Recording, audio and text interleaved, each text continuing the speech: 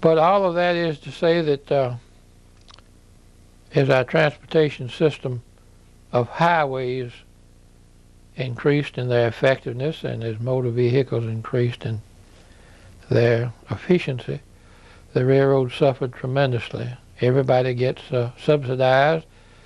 The river traffic, the airplane traffic, the automobile, the government pays for everything except the railroads.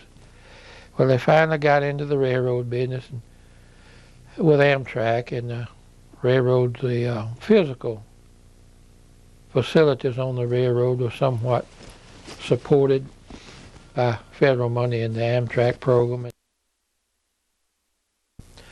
But then the great blow that initiated the end of the railroad as far as Water Valley is concerned was the moving of all of the depot forces from over here in our large two-story division headquarters building. Depot and division offices were moved to Jackson, Tennessee on October the 8th, 1945. This thing, of course, had been planned for months before. But most people didn't realize that it was about to take place. Jackson, Tennessee is at the other end of this district.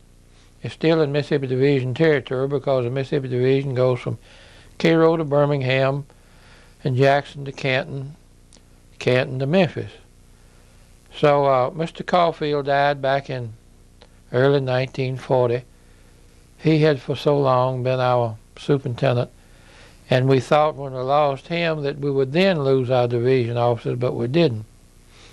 It was in 45, just after the end of the war, that all of the officers over here, including the dispatcher's office, the track supervisors, the civil engineers, the accountants, and all of those people moved to an office facility in Jackson, Tennessee, just north of the Frogmore Yard. Jackson, Tennessee had long been a focal point in railroading, both on the Illinois Central and the GM&O, and several railroads came and went into Jackson, Tennessee. So it was a good point to move an office. And on this particular date, they all got together up in Jackson and had a christening party for their new office building. And everything was moved out of down here. Of course, you don't move everything at once. A lot of old records were left over here. And they stayed there for 10 years until 1955, when this building was given to the Junior Chamber of Commerce to be used, to be taken down, and the lumber used out here at the fairground. In other words, the railroad company gave it to get it off the tax rolls. They gave it to the Junior Chamber of Commerce. Junior Chamber contracted with a man to take it down and move it out to the fairground. And that's what kindled my interest, because it was one of those nights when they were moving it that Taylor Howard called and told me that there were a lot of old paper blowing around down at the depot. I might be interested in it. Some of it was in the 1890s, so I tore off down there. I had been mildly interested for a long time. When I got down there, I found train sheets. I found whole days of train orders rolled up and with a rag tied around them.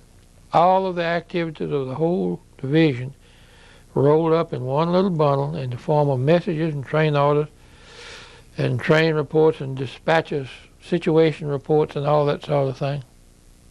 So I liberated as much of that as I could in 1/2 ton pickup in about an hour's time, and in the process came upon some dispatcher's train sheets, 16 by 20 inches, on which all of the activities of the trains on this division, on these two districts, Water Valley and Jackson District, and Grenada, all of them were cataloged or written down, recorded on these sheets for a 24-hour period. Some of them went back into the 1890s, and there's, guess who? Casey Jones. It just said Jones. But since there never was but one Jones engineer at Water Valley, he didn't have any competition. And that's a very fortunate thing. There was Casey Jones, and on 2 of those sheets, I saved 92 of them. On 2 of them, the dispatcher had put C. Jones, which means that he was known locally as Casey. All of this takes place as the offices are being closed and everything is moved to Jackson, Tennessee.